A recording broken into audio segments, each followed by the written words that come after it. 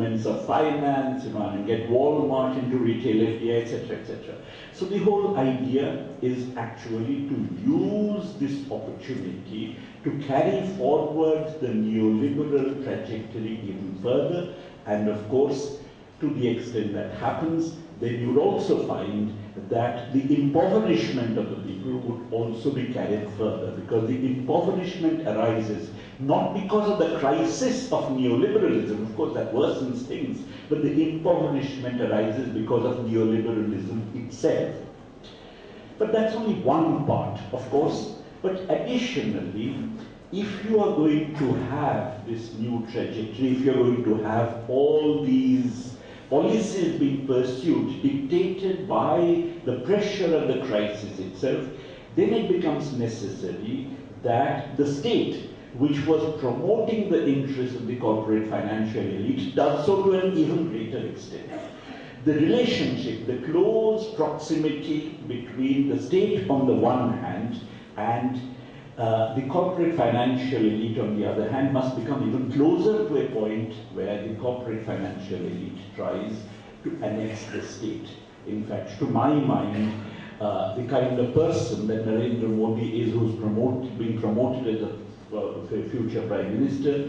by the corporate elite, including the media controlled by the corporate elite, is really an effort on the part of this corporate elite to actually annex the state directly, because as far as Modi is concerned, more than anybody else, the so-called strategy of development that he has consists in handing over his state Gujarat to all kinds of corporate interests. As Prakash was saying in the morning, that all bourgeois political parties now adopt these neoliberal policies, but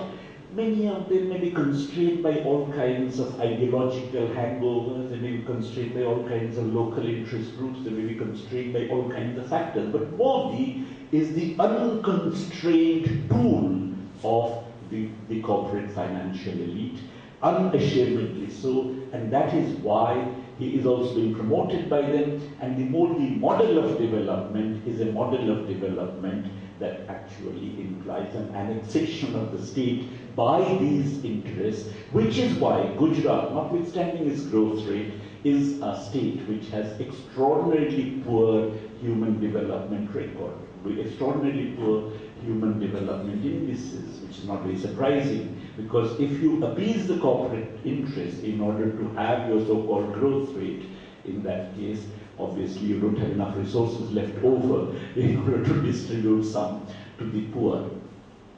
The fact that the Indian democracy, therefore,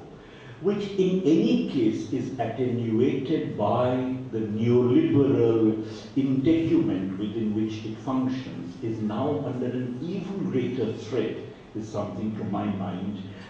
must attract attention from everybody, from every thinking progressive person. And this is something which also has a dialectic of its own. If you have, for instance, in fact, as Prakash was talking about mining things being given to tribals, if you have, being taken away, if you have a process whereby poverty is rising, and why is poverty rising? Because on the one hand, you have a fairly ruthless process of primitive accumulation of capital that is taking place, whereby you are dispossessing vast masses of petty producers from their assets, even from their flow incomes. You're pushing them into distress. If that happens and they do not find their existing occupations paying enough, or are forced out of their existing occupations, they migrate to the cities. But in the cities, not enough of decent employment is being generated. Therefore, they join the ranks of part-time workers, informal workers,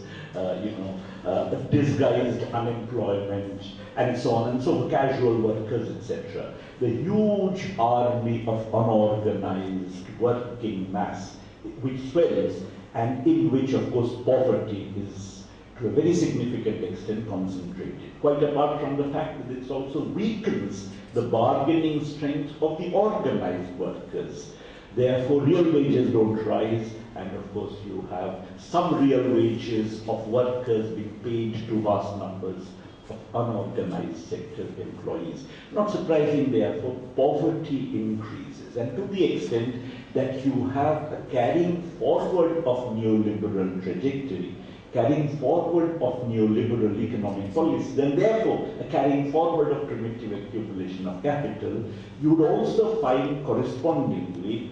a carrying forward of the generation of absolute poverty. And to the extent that happens, you would also find that resistance would be growing. And when resistance grows, and resistance grows of those who are directly involved, and others, like the Maoists, for instance, take advantage of this situation, there is a general increase in violence that takes place in the society. When that happens, then that in turn is used as an excuse and a justification for a perfection of the state as an instrument of terror and coercion. So you have on the one hand a greater attempt at a corporate control over the state, and at the same time you have a greater perfection in building the state as an instrument of coercion and terror. Both of these essentially are in the direction of the development of a fascist state, which is not to say that we are going to have a replication of what had happened in the 1930s now, but it is certainly to say that the two basic features of a fascist state are actually being increasingly realized in a society like ours, and that's part of the dialectics of development under the neoliberal trajectory itself. I'm told that Mussolini said it somewhere that the essence of fascism lies in the corporate control over the state. But the thing is that till date, nobody has actually traced that quotation anywhere in Mussolini. There are other similar quotations, but not exactly that one. But be that as it may, whether he said it or not, these are two basic features of a fascist state, and we are moving in that direction, and that movement and the significance of it must not be underestimated. Now, of course, there is substantial resistance that exists, resistance of workers, like the strike we had the other day, which is a remarkable phenomenon, resistance of the peasantry in a number of parts of India on specific issues of dispossession. We have had very strong protests, for instance, to the erosion of the democratic space. I happened to go to UP the other day, about 10 days ago, and I found that there are lots and lots of Muslim youths who are actually picked up by the police under this UAPA, Unlawful Activities Prevention Act. They are kept in jail as under trials for 8 years, 9 years, 10 years. At the end of it, they may get released as being innocent, but already the stigma of being a terrorist has got attached to them, that they don't get jobs. Therefore, you are actually creating not only a constriction of the democratic space, but in fact an assault on democracy, which is occurring on a very large scale in India, quite apart from the issues that Prakash was raising in terms of the money, the capital is themselves physically coming to the legislature, but also there is a real assault on the part of the state that is taking place, which is something which is a negation of democracy. But against that, again, there are voices which are being raised. There is resistance which is being raised. In fact, the party sent a delegation to meet the president the other day with demands on these issues. So there is, just as an intensification of the neoliberal trajectory on the one hand with its poverty engendering, inequality engendering effects, there's also an intensification of a tendency towards the consolidation of a fascist state. On the other hand, you also have resistance building up. Unfortunately, of course, a lot of this resistance is localized, is specific, it's empirical, it's based on individual demands. And I believe personally that it is the role of the left to actually bring all this resistance together to put up a massive force. Now, of course, why left? Because it is true that any critique of neoliberal capitalism in today's context would realistically entail a transition to socialism, not day after tomorrow, not the day after that, but it would necessarily, logically entail launching the economy and launching society along an alternative path that can only, if pursued consistently, necessarily lead towards socialism.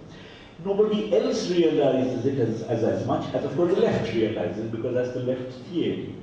In order to start on that path, of course, we have to have transitional demands of various kinds. Transitional demands that, in a sense, revive, in my mind,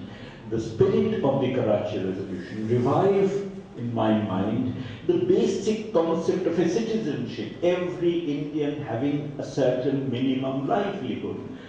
An authentic democratic polity in which you don't have people being put into jail for 8 years, 9 years, 10 years, no matter whether they're guilty or not. Therefore, I think a revival of that spirit on the basis of which modern India was founded, that implicit social contract on the basis of which modern India was founded, would, to my mind, constitute the transitional program, because the realization of that is possible only under conditions of socialism. Thank you very much.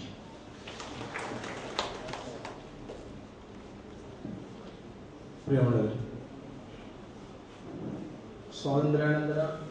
65 വർഷത്തെക്കുറിച്ചാണ് അദ്ദേഹത്തിൻ്റെ പ്രബന്ധത്തിൻ്റെ തലക്കെട്ടെന്നുണ്ടെങ്കിൽ സ്വാതന്ത്ര്യത്തിന് മുമ്പ് തന്നെയുള്ള കാര്യങ്ങളിൽ ആരംഭിച്ച് കറാച്ചി പ്രമേയം മുതൽക്കുമ്പോഴാകുന്ന കാര്യങ്ങളെ വെച്ചുകൊണ്ട് കഴിഞ്ഞ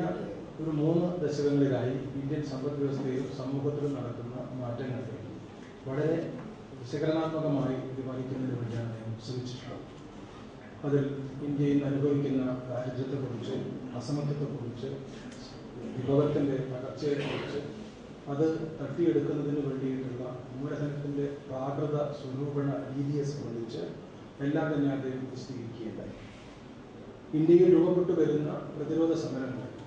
പല തലങ്ങളിലായി പല പ്രശ്നങ്ങളുമായി ബന്ധപ്പെട്ടുകൊണ്ട് ഉയർന്നു വരുന്ന പ്രതിരോധ സമരങ്ങൾ, അവയെ ഏകോപിപ്പിക്കുക എന്നുള്ള ഇന്ത്യയിലെ ഇടതുപക്ഷ പ്രസ്ഥാനത്തിൻ്റെ ചരിത്രപരമായ ദൗത്യം നിർവഹിക്കേണ്ടുന്ന ഇന്നത്തെ കാലഘട്ടത്തിൻ്റെ പ്രത്യേകതയും ആവശ്യകതയും അത് വെച്ചുകൊണ്ടാണ് അദ്ദേഹത്തിൻ്റെ പ്രബന്ധം അവസാനിപ്പിച്ചത്. നമുക്ക് 3:30 മണി വരെയാണ് ഈ സെഷൻ്റെ സമയം. അതിനിടയിൽ ഭക്ഷണമുണ്ട്. ഇവർക്ക് 2 പേർക്കും സംസാരിച്ചു കഴിഞ്ഞതിന് ശേഷം പന്നി രവീന്ദ്രൻ്റെ അവതരണമുണ്ട്. 1:45 നമുക്ക് ഭക്ഷണത്തിന് പിരിയേണ്ടത്.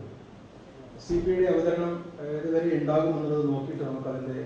ചർച്ചയ്ക്കുള്ള സമയത്തെ കണ്ടെത്താം. CP ചന്ദ്രശേഖരൻ ഇന്ത്യൻ വളർച്ചയുടെ കഥയും നവ ഉദാരീകരണത്തിൻ്റെ അന്ത്യവും എന്നുള്ള പ്രബന്ധമാണ് അവതരിപ്പിക്കുന്നത്. അദ്ദേഹം ജവഹർലാൽ നെഹ്റു യൂണിവേഴ്സിറ്റി ആണെങ്കിലും നമ്മുടെ നാട്ടുകാരനാണ്, പ്രത്യേകിച്ചും കോഴിക്കോടുകാരനാണ്. ആ ഒരു സ്വാതന്ത്ര്യമെല്ലാം വെച്ചുകൊണ്ട് പക്ഷേ അദ്ദേഹത്തിന് മലയാളത്തിൽ പ്രസംഗിക്കുന്നതിന് പരിമിതികളുണ്ട്. എന്തായാലും ഈ പ്രബന്ധം അവതരിപ്പിക്കുന്നതിന് വേണ്ടി ബഹുമാനപ്പെട്ട CP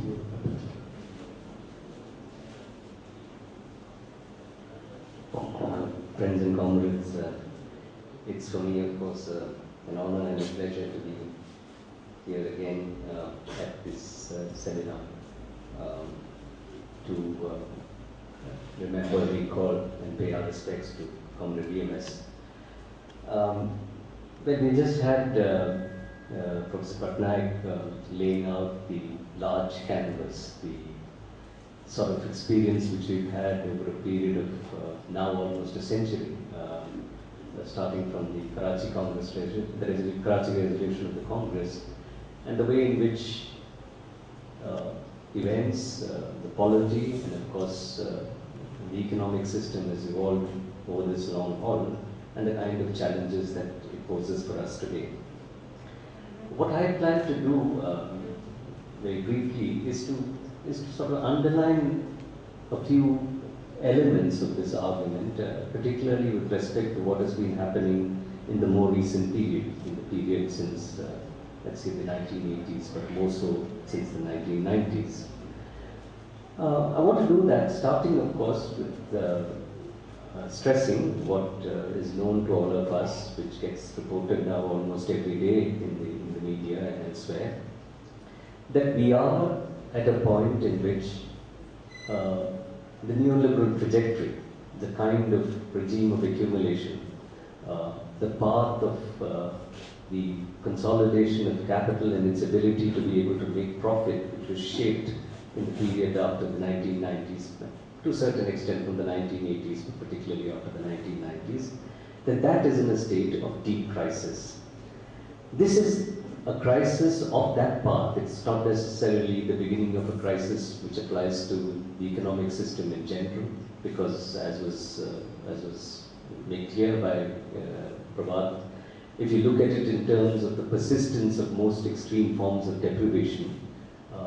for much of the people of this country, the crisis has been chronic and long. That the promise which existed in the years after independence, or after the Second World War and then independence, that has been belied in large measure, and therefore, really, when we are speaking of a crisis, we are speaking of a crisis of the kind of trajectory which the combination of capitalist landlordism and big monopoly capital in India had found for itself in the period after the 1990s.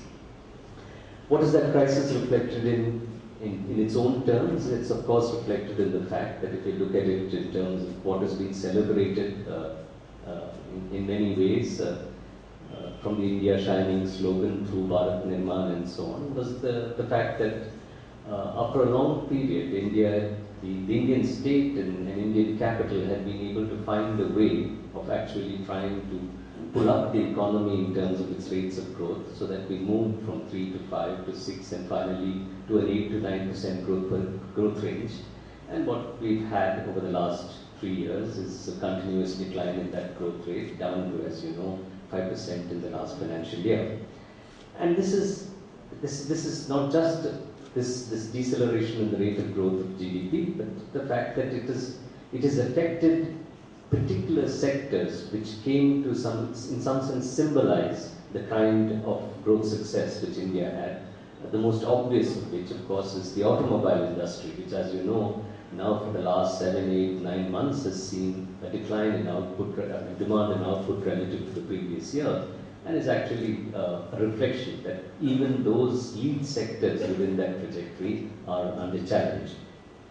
The second element of this crisis of capital or the regime of accumulation is, of course, the fact that this occurs in a context in which, even though growth is slowing, inflation remains very high.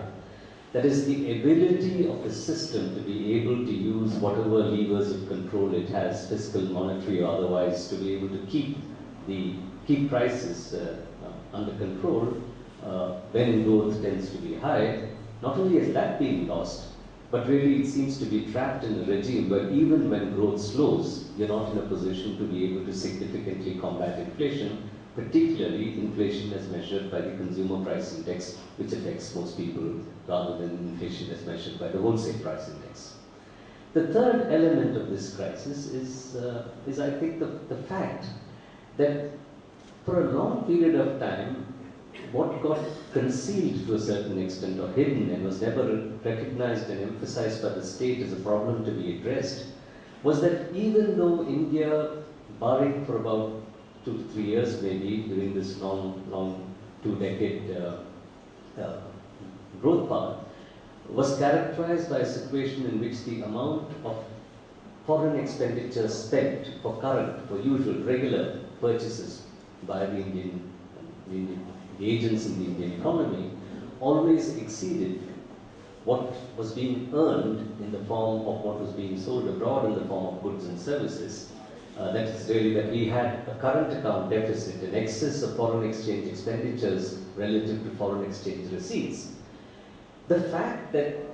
neoliberalism, in some sense, the kind of liberalization we had, allowed India to attract a large inflow of capital, meant that the amount of capital which was coming in was so much more than needed to finance this deficit on the balance of payments that we had accumulated this huge amount of foreign exchange reserves. So much so that we know that on a regular basis what was being stated was that, gone are the days of July 1991 when India was reduced to a situation where we had the equivalent foreign exchange equivalent of about 2 weeks worth of imports. That's about the amount of foreign exchange we had in our kitty, and we had to suffer the